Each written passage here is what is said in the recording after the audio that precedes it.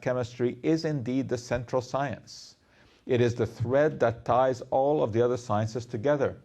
If you have a good feel for what molecules can and cannot do, you have a pretty good feel for what can and cannot happen in the world. Not long ago, I was looking through an issue of Time magazine, which of course generally is a very, very good publication.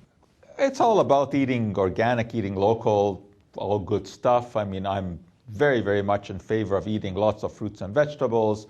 I constantly hound people to do that. I do lectures on this, telling people to partake of these things more often. So I have absolutely no objection to promoting eating vegetables of any kind, whether it's organic or conventional, local or from far, doesn't matter. What matters is that we should be eating lots of them. Anyway, I'm reading through this article when all of a sudden I'm stunned as I get to a quote. The quote is from Dr. Joan Gusseau, who happens to be a professor of nutrition education at Columbia University.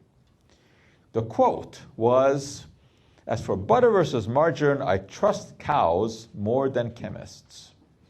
Well, you can imagine why this is disturbing to a chemist, because I've never thought of cows as being particularly intelligent. Doesn't sit too well with me. I've always thought that we chemists are somewhat brighter than cows. But Dr. Gusseau painted an image of the cow as a brilliant scientist because it uses nature to produce its output, right? Milk, etc. Natural, therefore it should be good for us. She doesn't trust chemists because they created margarine. And that, of course, is what she was objecting to. Because to her, margarine was a chemical concoction. Well, yeah, margarine is a chemical concoction. Everything in the world is. Chemicals are nothing other than the building blocks of matter. That natural milk the cow produces is just as much a chemical concoction as margarine. But indeed, in the manufacture of margarine, there is some intervention by science.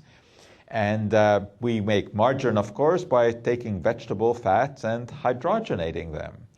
And that has caused a problem.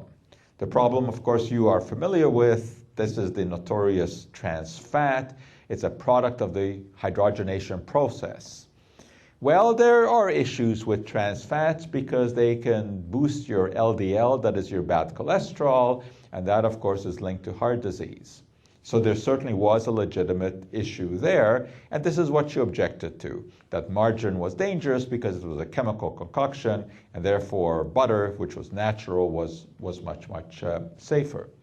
Well, the fact is that today we have margarines that don't have any trans fats. We have a large variety of them, and you can look on the label. It will tell you that there's no trans fats because there are processes other than hydrogenation that now can be used. Well, who developed these processes? It was chemists, of course. It was chemical knowledge that made this possible. Furthermore, I think it is interesting and important to point out that even with all of the so-called bad fats in the margarine, its saturated fat content plus the trans fat, the bad fats were still a lot less than what you find in butter. So this idea that the cows are more trustworthy than chemists is a scientifically bankrupt notion. So many people have this opinion that chemicals are synonymous with poisons. It has resulted in what I call chemophobia, the irrational fear of chemicals. Well, this is something that, especially this year, International Year of Chemistry, would like to challenge and point out some of the discrepancies in this argument. Anyway, as I told you, I've been doing this for about 30 years on the radio, as is painfully evident. Of course, only because you see the dial telephone there.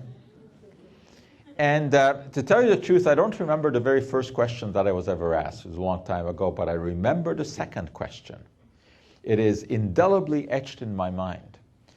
So I was sitting there, listening carefully, because I was a little bit nervous. And I thought I heard the caller ask this rather remarkable query.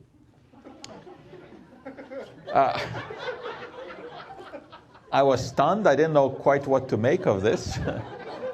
You know, you start to have all kinds of strange anatomical juxtapositions going through your mind. But it turned out that the caller also had been somewhat nervous, and he had spoken very quickly. And he had forgotten a very important word. That was golf. He had wanted to ask a question about golf balls. Why? Because, as I quickly learned from his explanation, golfers have a habit of picking up their golf ball and kissing it before putting it back down and whacking it.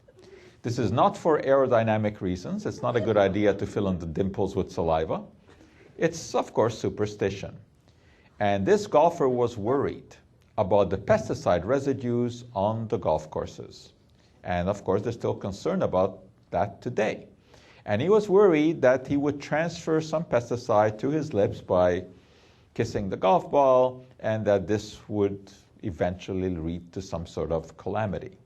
So we discussed this, and I told him that, you know, only the dose makes the poison, and the amount of pesticide that he was exposed to like this was trivial. But I also suggested that there were much better things in life to go around kissing than golf balls.